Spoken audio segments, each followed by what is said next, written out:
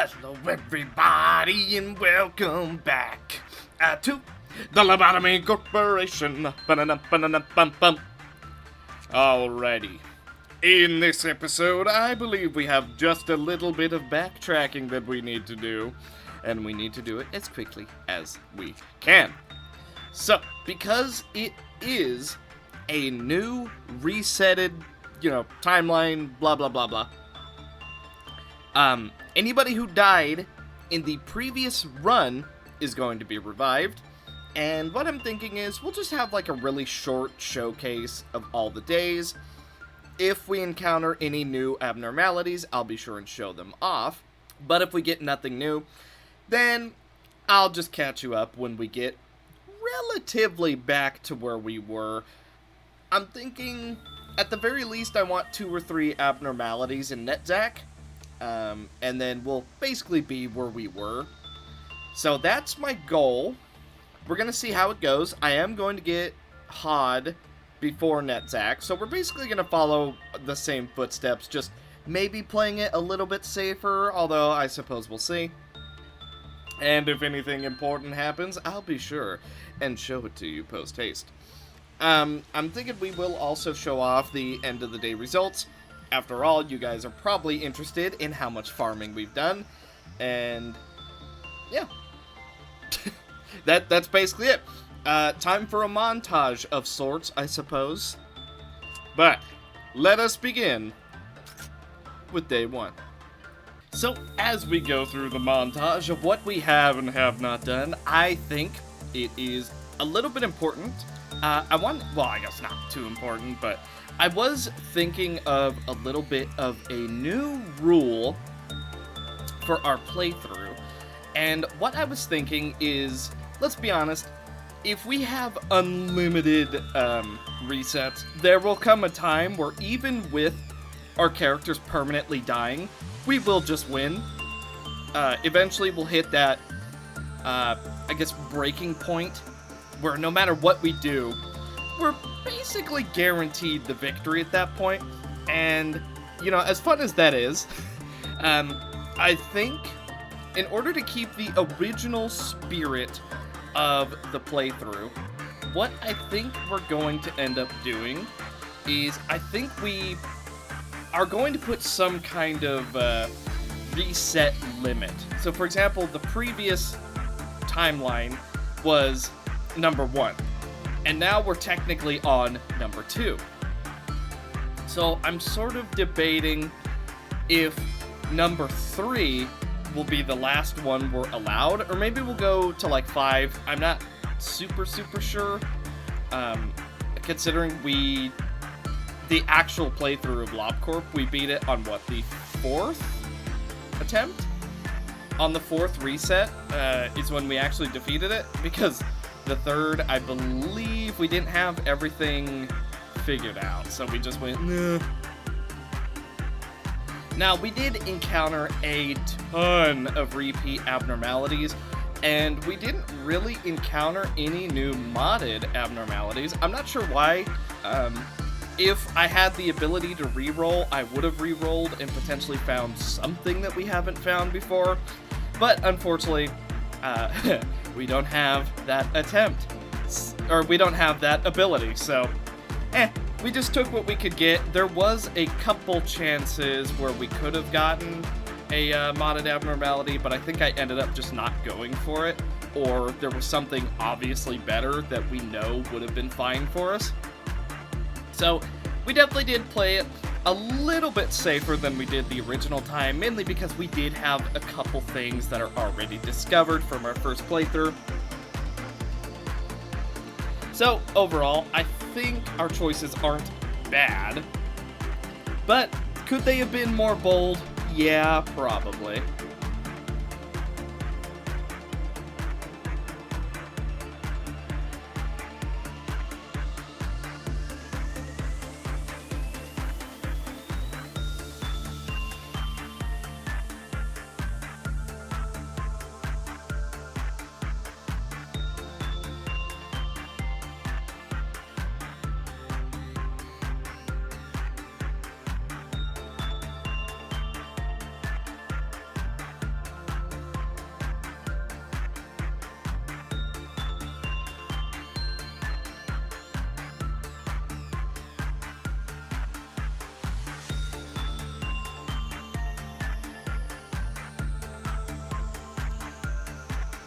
And now that we have fully caught up, I would like to share with you everything that we have. So, I don't know if I'm going to go through every single gift. Not everybody has gifts. But, we have Sally is level 5. Fortitude level 5. Prudence level 4. Temperance and Justice both max. And Maxwell, who is also level 5, with a Fortitude of 4, Prudence of 4, Temperance and Justice of 5. He's like barely level 5. Sombor with Fortitude of 4, Prudence of 4, Temperance of 4, and Justice at 3. Could be a little bit higher, but that's okay. Joy, who is at Fortitude and Prudence level 4, Temperance of 5, and Justice of level 3. Caius, who is at Fortitude and Temperance of 3, Prudence at 2, and Justice of 1. Are these still sounding like words to you? Probably not. Not Ayan, who's at Fortitude and Prudence level 3, Temperance of 2, Justice of 1. Mao, who is practically at the exact same level. They've been doing similar things. James, who's at Fortitude, Prudence, and Temperance of 3, but only a Justice of 1. Picoge, who's at all 3 are at level 3, as you might have figured. Justice at level 1. Sleepy, who's at basically level 2 for everything. I'm kind of shocked she's not at level 2 Justice, but that's just how it goes. Hod Simp, who is... Ooh, got something in my throat. I'm fine, though. Hod Simp, who is wearing Shylock stuff because Hod Simp overheard that Hod's favorite abnormality was Shylock. So you know that you had to wear all of Shylock's gear. And eventually we'll have the gift to go with it. However, very low level, just got her. Ivan Co, who is at basically level 2 for everything except for Justice. Luckiest Man, who used to be the unluckiest man until he lived forever, at actually level 3 for everything. Berries on Vine, who you could see we had a little bit of a failed attempt at making at first, but that's fine. I don't know why that happened. And you know what's even worse? This character is technically 4 LOB points because I spent 2 LOB points trying to redo the name. Even though it only cost 1, we changed the name. It was good. Go to the next day. Oh, look, the name is reset to Angelina. Do another one. Change it again. Oh, look, it's reset to Angelina. So I just left it, made another Berries on Vine, just cut my losses. So that sucks. We are technically 4 LOB points short of where we should be, but that's fine. And then Marcos Jr., who is at basically level 1 for everything except for Temperance. And then in the back we do have Kyle, PK, Annabelle, Sam, Yukari, and Myra. So all in all, we have literally everybody back. We were very, very lucky that we did not get any deaths, so that has allowed us to share the love in terms of XP, which is why there are so few level 4s and 5s compared to the level 3s, because I've been trying to make sure that everybody can more or less work on every abnormality. So that's the reason we're quote-quote low level, but my thinking was, as soon as we unlock Hod and get exactly to where we are right now, which is day 13, and we have 3 abnormalities in Hod, so we're at day 3 out of 5 for her, we are going to be getting a lot of extra XP. I realize it's only like 2-3%, but that adds up. You know, when you're going on mass training sprees, that extra 2-3%, that really makes a difference, because that's the difference between just staying at level 3 and managing to hit level 4.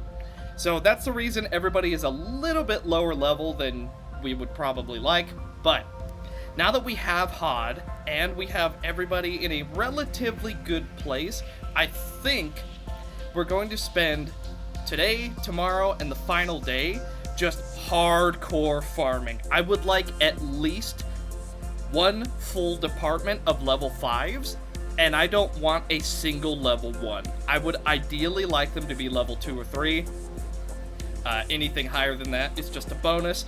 And if we can manage that before we get to Netzach, that is going to be a complete and total victory. And that is basically it. I didn't have too much planned for this episode. This is basically the catch-up episode to also say that the series isn't dead, because I know it's been a little bit of a hot minute. But yeah, now that we're actually caught up, everybody is alive, including Sally, which is why Crimson is not around, because so long as Sally lives, Crimson cannot be a thing. So yeah, basically we've caught up. I've been trying to stick with everybody's gimmicks. Like, for example, Pickouge and Sleepy don't want to use base game stuff, so they're both using modded stuff. We can't get rid of that mask just yet because we have to be level 3 to toggle it off, which kind of sucks, but oh well. So yeah, all in all, series isn't dead, I promise. Now that we've actually caught up most of the way, I'd say next episode we can probably make it to Netzach level 5, or we can start Tiferet. I'm willing to say we can maybe start Tiferet, although that's going to be a tiny bit of a stretch. But we'll see. We'll see what happens.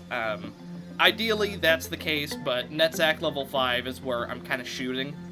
So, we'll just see what happens. And, as far as these 2 unknown abnormalities, this is Bloodbath, which isn't too hard to deal with. Basically, just don't send a level 1 employee to deal with it. I think... Let's see. Level 1 Fortitude or level 1 Temperance. Okay, yeah. So basically, don't send a level 1 employee to work on Bloodbath, and we'll be fine. Relatively safe choice. And then this is probably the most debatably wrong choice. This is Little Red. So, my thinking was, Little Red is going to be extremely useful when it comes to suppressing things in the future. But maybe we took her a little bit early. I think the only 2 people who can really deal with her right now are Sally and Maxwell. So yeah, maybe a little bit of a mistake. But at the same time, she also gives us incredibly good VOV gear. So, it's a risky one, but I think it's gonna work out for us, especially because of our risky play getting Judgment Bird. That is going to play a really, really big part in being able to properly deal with her, which we'll probably have Sally sit on her, considering she's the one wearing the Judgment Bird gear. But yeah, I know this was basically just a rambly showcase video, but I believe that is going to do it, and in the next one, we are going to get as far as we possibly can. I mainly just wanted to make this video to show you where we are, and that the series isn't dead, because like I said, it's been a hot minute. But I've rambled for long enough, so thank you guys so much for watching, and I will see you in the next real one. Bye. Also, if you want a new character in this series, be sure and let me know. We have plenty of LOB points, so if you'd like a character, let me know, and we'll see what we can do.